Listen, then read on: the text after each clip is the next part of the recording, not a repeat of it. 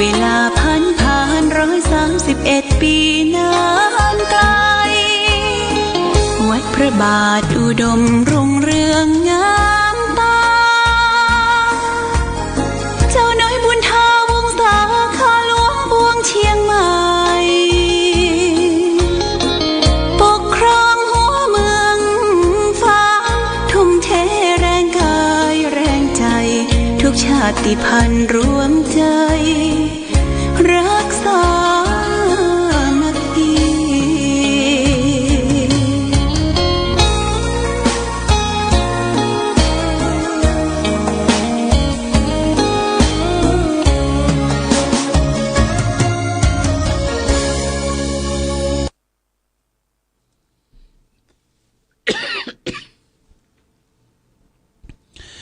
เจริญสุขศรัทธาสาธุชนญาติโยมท่านพุทธบริษัททั้งหลายวันนี้รายการธรรมประทีปส่องต่างก็ได้มาพบปะกับพ่อแม่พี่น้องศรัทธาสาธุชนญาติโยมแห่งครั้งหนึ่งวันนี้เป็นวันพุธที่27เดือนธันวาคมพุทธศักราช2566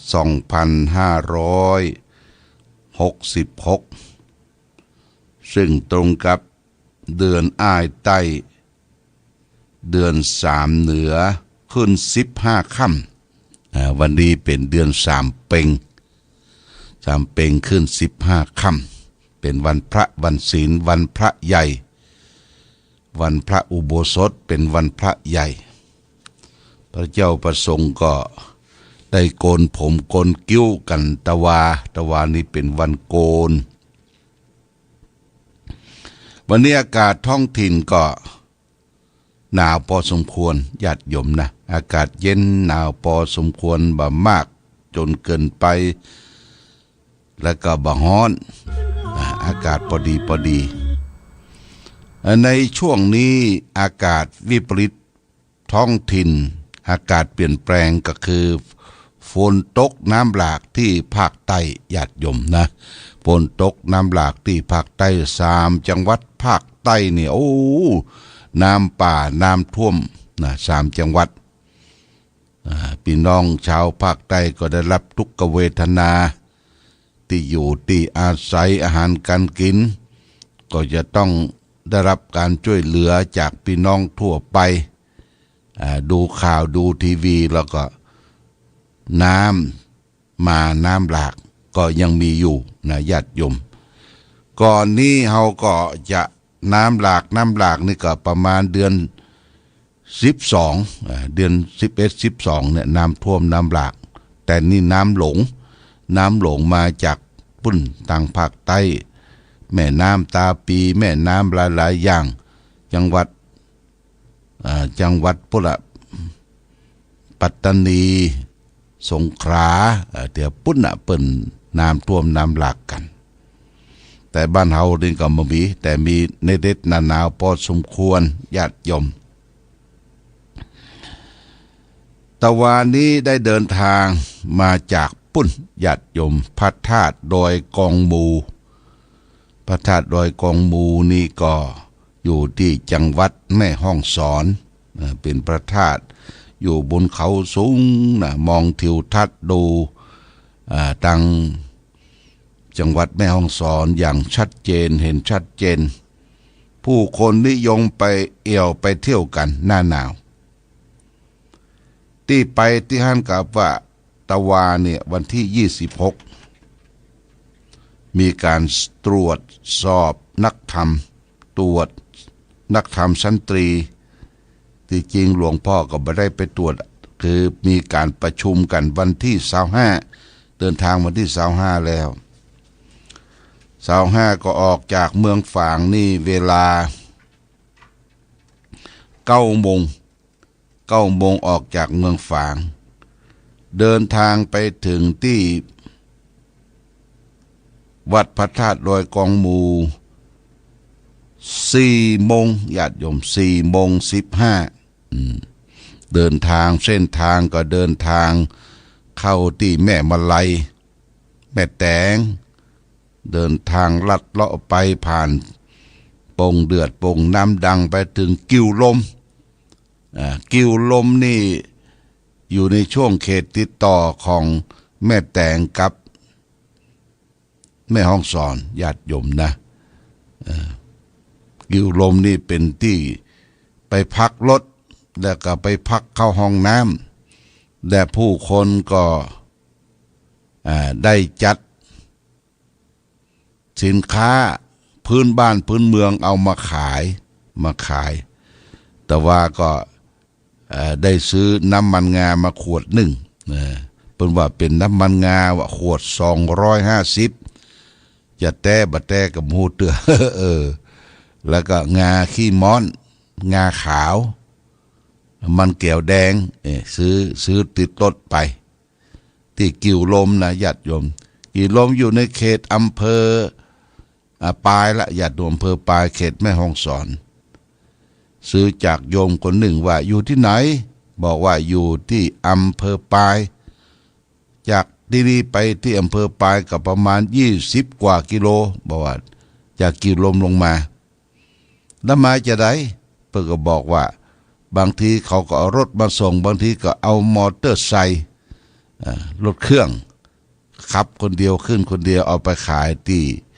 บริเวณที่พักรถกิ่วลมห้องน้ำสะอาดณที่หั่นคนก็ไปถ่ายเอาทิวทัศน์ผู้คนก็นักหนาญาติโยมไปพักกันที่หั่นไปจิ้มอาหารไปจิ้มของต่างๆที่เปิ้นจำหน่ายจ่ายแจกเป็นของพื้นบ้านพื้นเมืองมีมันเกี่ยวนึ่งพ่องมีกล้วยจีพ่องอย่างหลายอย่างอันนี้เป็นของพื้นบ้านพื้นเมือง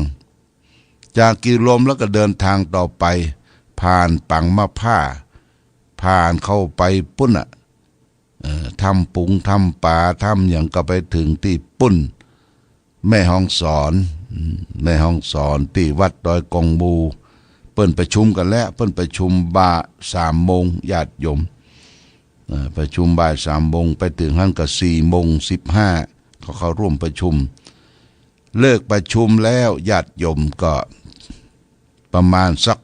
เกือบจะ6 โมงครึ่งก็มีการแยกย้ายกันไปพักแล้วก็ทางวัดเปิ้นได้จัดเฮือนพักนะที่วัดนี่มันบ่มีที่พักญาติโยมมีที่พักเพราะวัดเปิ้นก็อยู่บนดอยบนเขาวัดดอยกองมูก็จัดมีที่พัก ขอโทษที่พักเปิ้นห้องว่าเฮือนพักนะเฮือนพักก็คล้ายๆแบบรีสอร์ทของญาติโยมบริการที่พักคือแก่ทุกเจ้าประสงค์และคนขับรถที่พักนั้นเปิ้นห้องว่า บ้านไตพักเฮียนไตบ้านเฮียนไตเพราะว่าเฮียนไตนี่เพิ่นก็ถือว่าวัดทางวัดแม่ฮ่องสอนนั้นเพิ่นมีคนไตนักอยู่แม่ฮ่องสอนเพิ่นว่าเฮียนไตที่พักเฮียนไตพักมันเป็นห้องแถวเป็นที่พักเป็นที่ร่มรื่นก็ไปพักที่หั่นต้องกลางคืนตื่นเช้ามา6 โมงเก่งก็ปากันไปขึ้นปันฉันข้าวต้มวันที่26เนี่ยฉันข้าวต้มที่วัดพระธาตุดอยกองมูฉันข้าวต้มกาแฟมีฆราวาสญาติโยมแม่บ้านเปิ้นบริการแม่บ้านภาษาไตบอกว่าเคยมาเมืองฝางเคยมาแอววัดต้นรุงแอวหยังเปิ้นเป็นคนไตพี่น้องอยู่ทางฝางก็มีนะญาติโยมฉันข้าวต้มที่เปิ้นเอามากับข้าวต้มแล้วก็ถั่วเน่าแคบจีเรียกแผ่นซีดีถั่วเน่าแคบจีแล้วก็มีปลาทั้งโกถั่วเน่าแคบจีแคบหมูหลายอย่างเอามากับข้าวต้มกุ้ยข้าวต้มเครื่องนะญาติโยมข้าวต้มกุ้ยขนมเครื่องฉันข้าวต้มเรียบร้อยแล้วก็เปิ้นมีการเปิดประชุม เปิดประชุมสัมมนาประมาณสัก15 นาทีนะก่อนจะมีการตรวจนักธรรมชั้นตรีเป็นโต๊ะแต่พระผู้ใหญ่เนี่ยระดับพระผู้ปกครองก็ไม่ได้ตรวจทางเมืองฝางเขาก็มีผู้ช่วยเลขาท่านสุพัฒน์วัดเทพอำนวยแล้วก็เลขาของเจ้าคณะรองอำเภอฝางวัดหนองยาว2 ตนนะ2 ตนก็ไปช่วยกันตรวจแล้วก็สัก8 โมงเก่งถึงใกล้9 โมงก็อาตมาก็ไปลาเจ้าคณะภาคลาครูบาอาจารย์พระเจ้าประสงค์เดินทางกลับเพราะว่าได้รับปากกับโยมที่แม่แจ่มคือโยมเพนศรีเปิ้นจะถวายเพนอาหารป่าถวายเพนอาหารป่าที่ชัยสวัสดิ์แม่แจ่มก็เดินทางจากพระธาตุดอยกองมูเวลา9 โมงกับ1 นาทีญาติโยมลงจากคันมาก็ลงมาแล้วก็เลี้ยวขวาเดินทางมาผ่านมาเรื่อยๆมาถึงปากทางที่จะเข้าไปชมดอกบัวตองปากเส้นทางเสนะเป็นทางที่จะลัดไปออกมาแม่แจ่มเพื่อว่าปางอูเข้าที่หั่นก็เข้าไปเดินทางไปถ้าแยกซ้ายไปเข้าไปสัก5 กิโลแยกซ้ายก็ไปทุ่งดอกบัวตองตรงมาก็ไปที่อำเภอแม่แจ่มญาติโยมก็รถบ่สามารถที่จะวิ่งเวยได้เพราะว่าเป็นทางแคบทางเขาและรถก็นักญาติโยมรถนักรถที่ไปสวนทางกันนะเป็นรถใหญ่รถปิกอัพใส่ซังเปิ้นไปซื้อเข้าสโลสลอง2 ข้างตลาบโดยล้นหมดญาติโยมเปิ้นปลูกเข้าสโลกันนักปุ่นนะเข้าสโลเลี้ยงสัตว์มาก็เดินทางมาถึงแม่แจ่มก็ประมาณเกือบจะ11 โมงครึ่งแล้วก็ฉันเพลลมก็โยมก็ได้จัดสำรับกับข้าวอาหารป่ามีน้ำพริกต่อมีน้ำพริกตาแดงมีแกงเนื้อแกงอย่างหลายประการญาติโยมเป็นอาหารป่าก็ฉันพัฒหารเพลที่ชัยสวัสดิ์แม่แจ่มนะที่บ้านเป็นสีลูกชัยสวัสดิ์ที่แม่แจ่มเสร็จเรียบร้อยแล้วญาติโยมก็ลาจากที่หั่นลาจากที่ชันเพลเสร็จแล้วก็เดินทางขึ้นเขาไปทางทิศเหนือโหนทางคดแก้วขึ้นเขามาทะลุที่ปากทางบนดอยอินทนนท์นะญาติโยมถ้าไปทางซ้ายมือก็ขึ้นดอยอินทนนท์ถ้าไปทางขวาเลี้ยวขวาก็พดจอมตองก็เลยเลี้ยวขวาพดจอมตองญาติโยมพดจอมตองก็ไปแวะซื้อของเป็นผลหมากรากไม้ที่ริมทางที่บนดอยอินทนนท์เสร็จแล้วก็ออกมาทะลุที่จอมตองเดินทางมาเรื่อยๆญาติโยมนะแต่มาถึงบ้านเฮานี่ก็ปุ้นปาเข้าไปเกือบจะ6 โมงครึ่งญาติโยมนะเมื่อคืนที่แล้ว6 โมงครึ่งมาพักมาผ่อนก็รู้สึกว่าโอ้เจ็บเนื้อเจ็บตัวนั่งรถนั่งรางไกใช้เวลา5 ชั่วโมงญาติโยมนะจากปุ้นจากดอยกองมูแม่ห้องสอนมาทะลุวิ่ง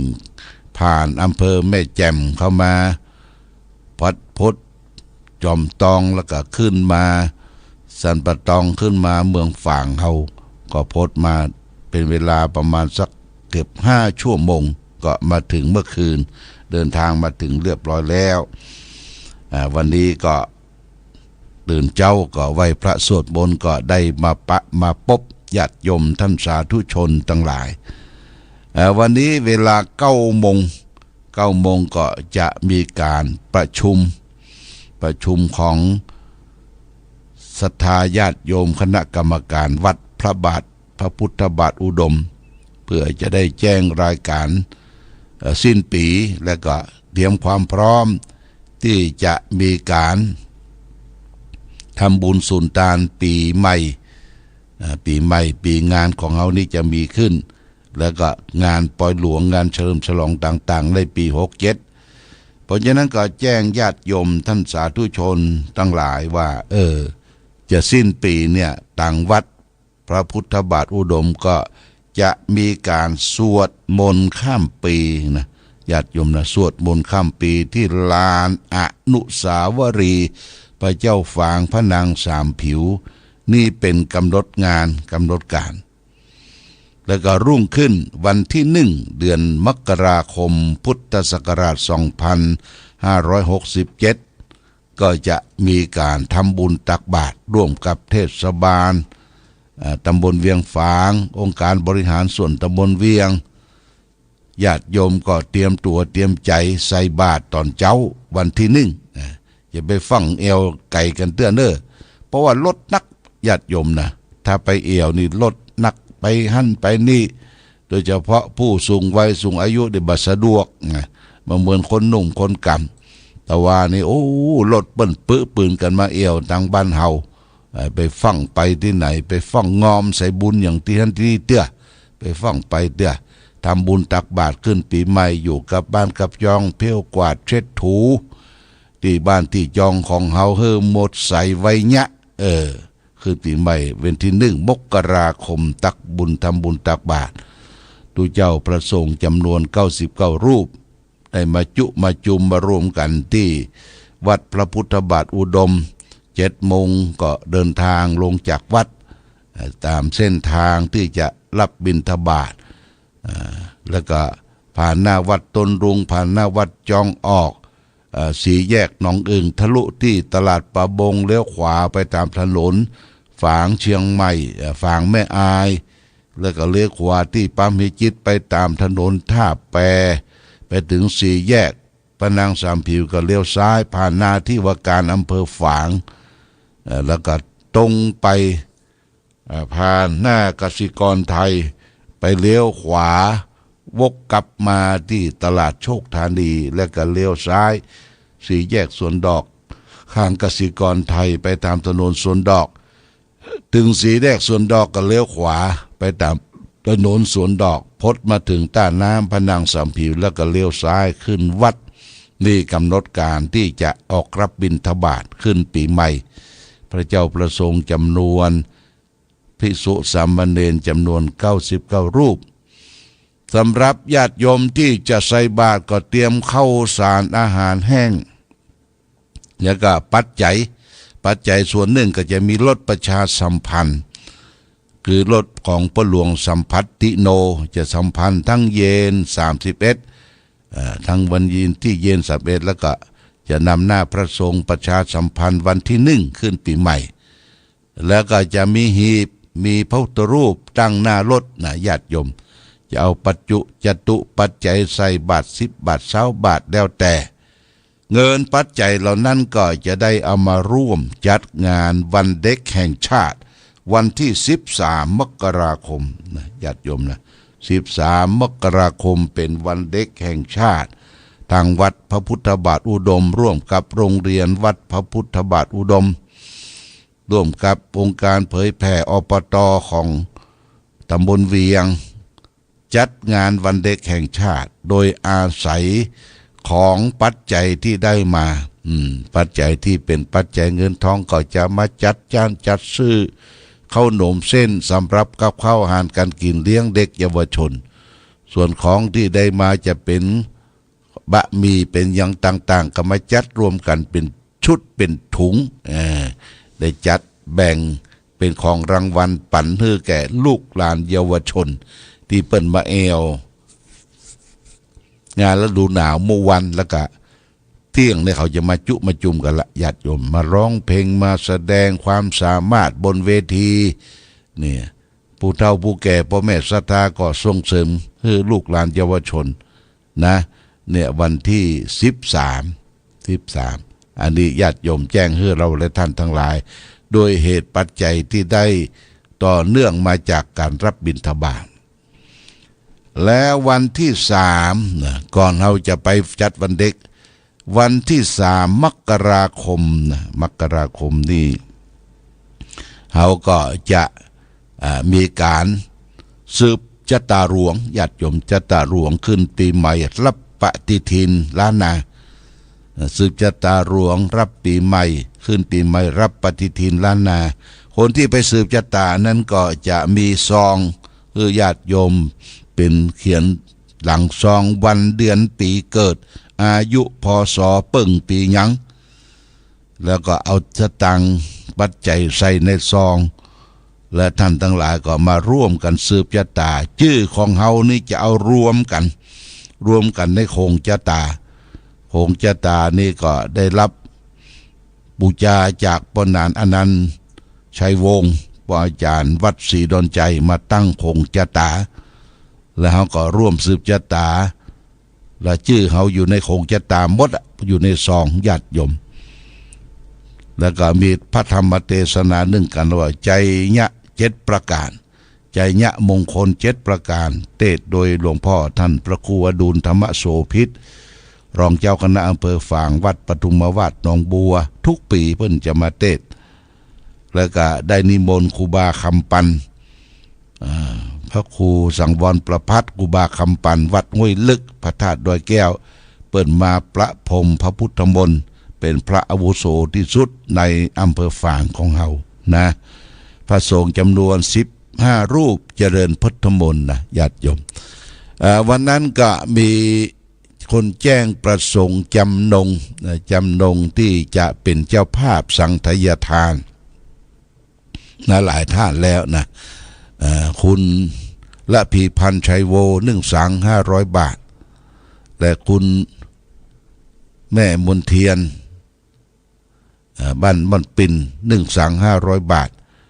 และแม่หลวงบ้านม่อนปิ่น1 สัง500 บาทหลายท่านจำชื่อไม่ได้เนอะเดี๋ยวจดไว้ละวันพุกวันฮือนี่วันพุกก็ยาวมาอ่านทบทวนแห่งกรรมยังบ่ครบเดือสั่งจำนวน15 สั่งทั้งหมดมันมี21 สั่งญาติโยมตึงตาลพระเจ้าพระธรรมปูจานแล้วก็พระเจ้าพระสงฆ์ที่นั่งปลุกเสกอย่างต่างๆ21 สั่งเจ้าคุณพ่อคุณแม่คุณพ่อ21คุณแม่12เนี่ย2112เนี่ยญาตินะเป็นเจ้าภาพด้วยกันเด้อญาติโยมปุ้นพี่น้องบ้านเวียงป่าเป้าป่อบุญธรรมโทรมาขอรับเป็นเจ้าภาพ1 สังเปิ้นโอนสตางค์มาให้แล้วก็ปุ้นพี่น้องบ้านโฮงละปูนแม่บ้านโฮงละปูนเปิ้นโทรมา1 สังอันนี้จดไว้แล้วแต่ไม่ได้เอามาอ่านวันนี้ต้องขออนุโมทนาสาธุญาติโยมท่านสาธุชนโดยร่วมโดยช่วยกันก่อนที่จะมีการสืบชะตา7 โมงเช้าขอเชิญญาติโยมมาร่วมกันวางศิลาฤกษ์ได้เลิกเวลา7 โมงกับ19 นาทีนะ7 โมง 19 นาทีจะได้วางศิลาฤกษ์สร้างพับพาที่ประทับเจ้าน้อยมหาวงศ์เจ้าน้อยบุญถาวงศาที่ข้างอนุสาวรีย์ทางทิศตะวันออกของอนุสาวรีย์พระเจ้าฝางพระนางสามผิวติดกับน้ำตกจะได้ปรับปูมิตรพัฒน์ที่หันสวยจดงดงามเมื่อสร้างอนุสาวรีย์สร้างที่พับพาที่ประทับเจ้าน้อยมหาวงศ์เรียบร้อยแล้วก็จะได้ปรับน้ำตกปรับสถานที่เป็นแหล่งท่องเที่ยวศึกษาเพราะว่าเจ้าน้อยมหาวงศ์เจ้าน้อยบุญถาวงศาเนี่ยเป็นเจ้าน้อยองค์สุดท้ายของเมืองฝางแล้วก็ได้เป็นคนแรกเป็นท่านแรกที่เป็นนายอำเภอฝางได้รับแต่งตั้งจาก กระทรวงมหาดไทยอันนี้ก็แจ้งญาติโยมทั้งสาธุชนทั้งหลายรับทราบที่เขาจะได้ร่วมด้วยช่วยกันพระเจ้าประสงค์ก็จะได้ชยันโตเขาจะได้วางศิลาฤกษ์ของดีของหยังเพื่อเป็นสิริมงคลขึ้นปีใหม่หลังจากวางศิลาฤกษ์แล้วก็ขึ้นมารับข้าวต้มกันรับข้าวต้มแล้วก็เตรียมความพร้อมที่จะได้สืบชะตานี้อาตมาก็ได้เตรียมเตียนไว้200 ชุดเนี่ยญาติโยมฮือท่านทั้งหลายได้บูชาเตียน200 ชุดเตียนมงคลรัตน์เตียนมงคลลับสืบชะตามงคลชัยมีรถเคาะสืบชะตารับโยก3 เล่มบูชาละ99 บาทเนี่ยเพื่อจะได้เอาเข้าในของชะตาก่อนเปิ้นจะสวดมังคระมงคลก่อนเสร็จแล้วเขาก็จะได้รับเตียนไปบูชาขึ้นปีใหม่เมื่อคืนวันที่3ก็ดีเขาก็บูชาโจกบูชาเตียนขึ้นปีใหม่อันนี้เปิ้นจะสวดมังคละมงคลแจ้งให้ญาติโยมท่านสาธุชนทั้งหลายรับทราบมีเตียนโดยนะมีเตียนบูชาโดยแล้วก็มารับปฏิทินล้านนาฟรีญาติโยมนะฟรีได้แจกจ่ายให้แก่ศรัทธาญาติโยมเป็นลำดับต่อไปในวันสืบชะตาที่คิดว่าจะไปที่ฮั่นที่นี่บัดไปไหนเนี่ยญาติโยมอยู่บ้านเฮาก่อนมันรถนักนะรถนักบางคนก็จะจวนกันไปตอดผ้าป่าไปทำบุญที่นั่นจะไปฟ้องไปเตื้อรถนักรถโอ้จนหลีกกันมาโดยเฉพาะอย่างยิ่งที่แกงปันเต้าเนี่ยตอนล่องไปเนี่ยรถติดเกือบจะเป็นกิโลญาติโยมแกงปันเต้าเพื่อก็เช็คว่ามียาเสพติดมีอย่างป้องเนี่ยทำให้รถติดอันนี้ก็แจ้งญาติโยมท่านสาธุชนทั้งหลายรับทราบเอาละวันนี้รายการธรรมะประทีปส่องต่างได้มาพบศรัทธาญาติโยมท่านสาธุชนทั้งหลายก็พอสมควรแก่กาลเวลาขอความผาสุกความเจริญความมีธรรมจงบังเกิดมีแก่ศรัทธาญาติโยมทุกท่านรายการธรรมะประทีปส่องต่างต้องขอลาก่อนขอผู้ฟังจงตั้งมั่นจิตหันษาด้วยธรรมะขององค์พระพุทธาได้นำพาให้เกิดความสุขสงบเย็นขอเจริญพร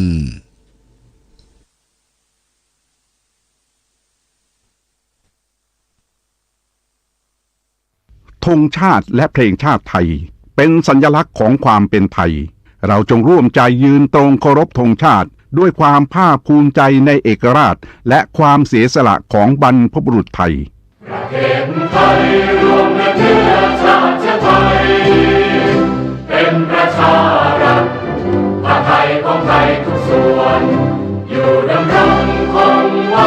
ได้ทั้งมวลด้วยไทยล้วนหมายรักสามัคคีไทยนิรักสงบแต่ถึงรบไม่กล้าเอกราชจะไม่ให้ใครคุมขีสละเลือดทุกอย่างเป็นชาติทะเลพลังประเทศชาติไทยก็เวทีชัยชโย